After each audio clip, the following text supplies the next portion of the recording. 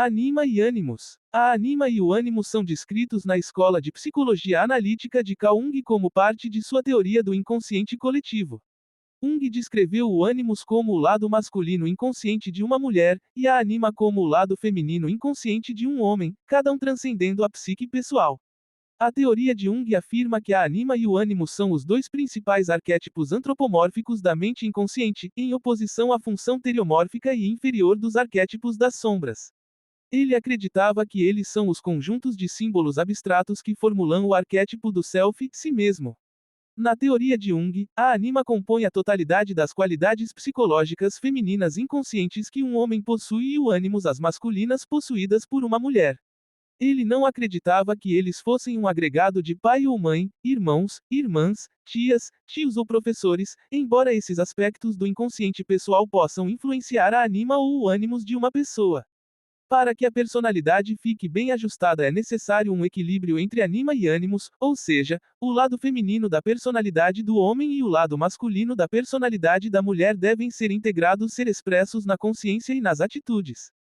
Jung acreditava que a sensibilidade de um homem costuma ser menor ou reprimida e, portanto, considerada a anima como um dos complexos autônomos mais significativos. Jung acreditava que a anima e o ânimo se manifestavam aparecendo nos sonhos e influenciavam as atitudes e interações de uma pessoa com o sexo oposto. Jung disse que o encontro com a sombra é a obra de aprendiz, no desenvolvimento do indivíduo, aquele com a anima é a obra-prima.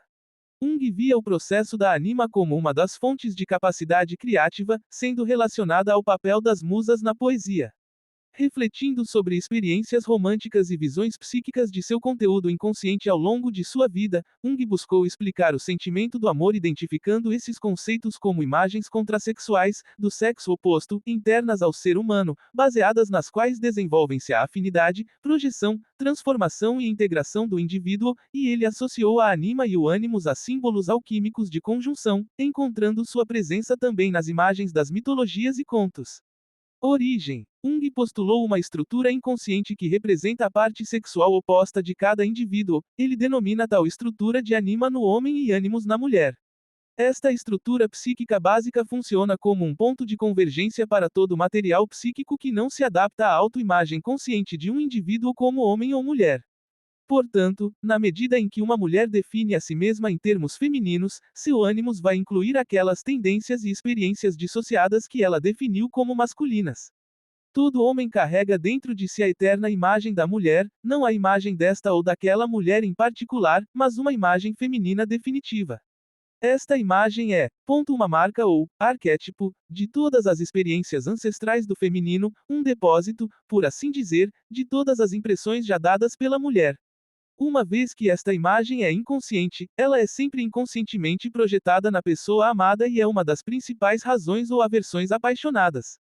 Anima. Anima é uma palavra originada do latim e foi originalmente usada para descrever ideias como respiração, alma, espírito ou força vital. Jung começou a usar o termo no início dos anos 20 para descrever o lado feminino interno dos homens. Um bom exemplo da anima como uma figura interior da psique masculina é encontrado nos feiticeiros e profetas, xamãs, dos esquimós e de outras tribos árticas. Alguns chegam mesmo a usar roupas femininas, ou seios desenhados nas roupas, de modo a evidenciar o seu interior feminino, que lhes vai permitir entrar em contato com o país dos espíritos, isto é, com o que chamamos inconsciente. Ânimos. Ânimos é originário do latim, em que era usado para descrever ideias como alma racional, vida, mente, poderes mentais, coragem ou desejo. No início do século XIX, ânimos era usado para significar temperamento, e era tipicamente usado em um sentido hostil.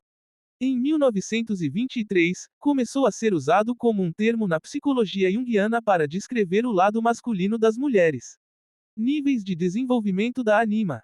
Jung acreditava que o desenvolvimento da anima possui 4 níveis distintos, os quais em A Psicologia da Transferência, ele nomeou Eva, Helena, Maria e Sofia. Em termos gerais, todo o processo de desenvolvimento da anima em um homem é sobre o sujeito masculino que se abre à emocionalidade e, dessa maneira, uma espiritualidade mais ampla, criando um novo paradigma consciente que inclui processos intuitivos, criatividade e imaginação e sensibilidade psíquica em relação a ele próprio e outros onde talvez não existisse anteriormente. Eva. A primeira é Eva, nomeada segundo o relato de Gênesis sobre Adão e Eva. Ela se trata do surgimento do objeto de desejo de um homem. A anima está completamente ligada à mulher como fornecedora de alimento, segurança e amor, puramente biológica num sentimento de posse. O homem nesse nível de anima não pode funcionar bem sem uma mulher e é mais provável que seja controlado por ela. Ele é frequentemente impotente ou não tem desejo sexual. Helena. A segunda é Helena, uma alusão a Helena de Troia na mitologia grega. Esta fase ainda é dominada pelo eros sexual, mas ganha dimensão romântica e estética e nela as mulheres são valorizadas em sua individualidade, vistas como capazes de sucesso mundano e de serem autossuficientes, inteligentes e perspicazes, mesmo que não sejam totalmente virtuosas. Esta segunda fase pretende mostrar um forte cisma nos talentos externos, negócios cultivados e habilidades convencionais, com falta de qualidades internas, incapacidade para a virtude, falta de fé ou imaginação. Maria. A terceira fase é Maria, nomeada segundo o entendimento teológico cristão da Virgem Maria, Mãe de Jesus. O Eros passa a ser devocional e espiritualizado, atingindo o valor religioso. Nesse nível, as mulheres agora podem parecer como possuindo virtude pelo homem que as percebe, mesmo que de maneira esotérica e dogmática, na medida em que certas atividades consideradas conscientemente não virtuosas não podem ser aplicadas a ela. Sofia. A quarta e última fase do desenvolvimento da anima é Sofia, nomeada segundo a palavra grega para sabedoria. A integração completa ocorreu agora, o que permite que as mulheres sejam vistas e relacionadas como indivíduos particulares que possuem qualidades positivas e negativas. O aspecto mais importante deste nível final é que, como sugere a personificação, sabedoria, a anima agora é desenvolvida o suficiente para que nenhum objeto possa conter total e permanentemente as imagens com as quais está relacionada. Níveis de desenvolvimento do ânimos. Jung se concentrou mais na anima do homem e escreveu menos sobre o ânimos da mulher. Jung acreditava que toda mulher tem um animo análogo em sua psique, sendo este um conjunto de atributos e potenciais masculinos inconscientes. Ele via o ânimos como sendo mais complexo que a anima, postulando que as mulheres têm uma série de imagens de ânimos, enquanto a anima masculina consiste apenas em uma imagem dominante. Jung afirmou que existem 4 níveis paralelos de desenvolvimento do ânimos em uma mulher. Homem de mero poder físico. O ânimos aparece pela primeira vez como uma personificação do mero poder físico, por exemplo, como um campeão atlético ou homem musculoso, como o herói fictício da selva Tarzan. Homem de ação ou romance. Na próxima fase, o ânimos possui iniciativa e capacidade de ação planejada, o homem romântico, o poeta britânico do século XIX Byron, ou o homem de ação, o americano Ernest Hemingway, herói de guerra, caçador, etc. Homem como professor, clérigo, orador. Na terceira fase, o ânimo se torna o verbo, aparecendo frequentemente como professor ou clérigo, o portador da palavra, Lloyd George, o grande orador político. O homem como guia espiritual. Finalmente, em sua quarta manifestação, o ânimos é a encarnação do significado. Nesse nível mais alto, ele se torna, como a anima, um mediador da profundidade espiritual. Jung observou que, na mitologia, esse aspecto do ânimos aparece como Hermes, mensageiro dos deuses, nos sonhos, ele é um guia útil. Como Sofia, esse é o nível mais alto de mediação entre a mente inconsciente e a consciente. No livro The Invisible Partners, John A. Sanford disse que a chave para controlar a anima, ânimos é reconhecê-la quando ela se manifesta e exercitar nossa capacidade de discernir a anima, ânimos da realidade.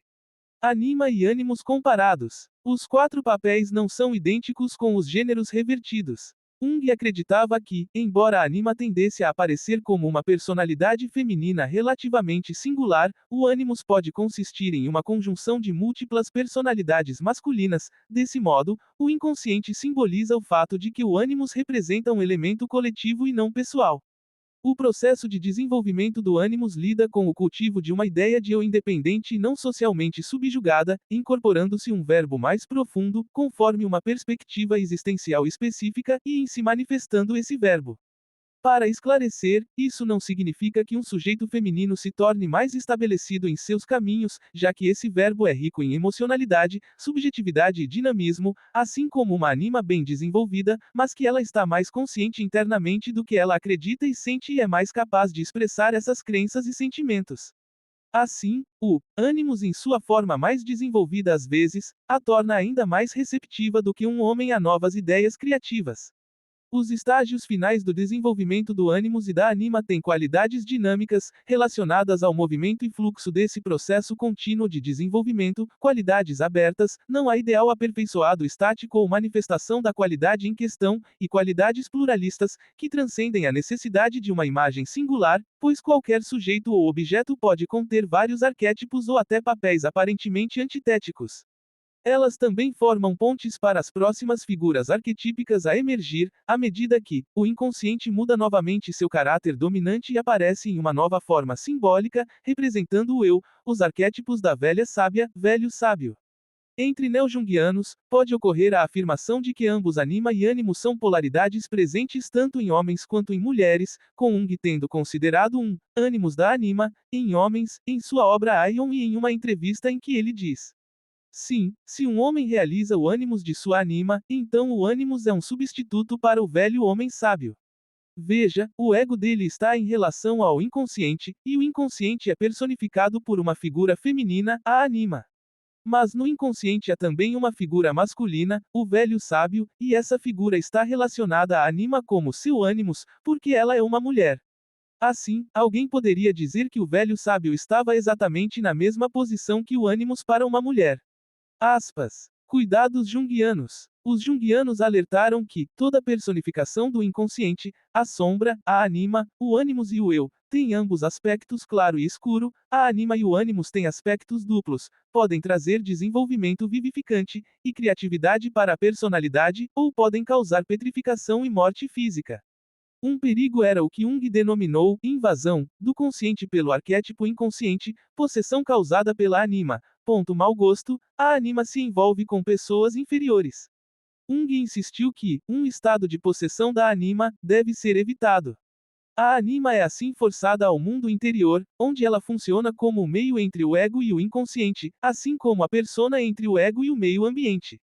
Alternativamente, o excesso de consciência da anima ou do ânimos poderia fornecer uma conclusão prematura do processo de individuação, uma espécie de curto-circuito psicológico, a identificar o ânimos pelo menos provisoriamente com a totalidade. Em vez de se contentar com uma posição intermediária, o ânimos procura usurpar o eu, com o qual o ânimos do paciente se identifica. Essa identificação é uma ocorrência irregular quando a sombra, o lado escuro, não foi suficientemente realizada. Leitura adicional. Jung, Carl Gustav, 1980. Psicologia do Inconsciente. Petrópolis, Rio de Janeiro, Vozes. ISBN 8.532.604.706. Jung, Carl Gustav, org. 1991. O Homem e seus Símbolos. Rio de Janeiro, Nova Fronteira. ISBN 8.520.906.427. Von Franz, Marie-Louise, 1991. O Caminho dos Sonhos. São Paulo, Cultrix. ISBN 8.531.600.405. Fadiman, James, 2000. Teorias da Personalidade. Hall S. Calvin, 2000. Teorias da Personalidade. ISBN 85-363-07897. The Invisible Partners, How the Male and Female in Each of Us Affects Our Relationships by John A. Sanford, paperback, Jan 1, 1979.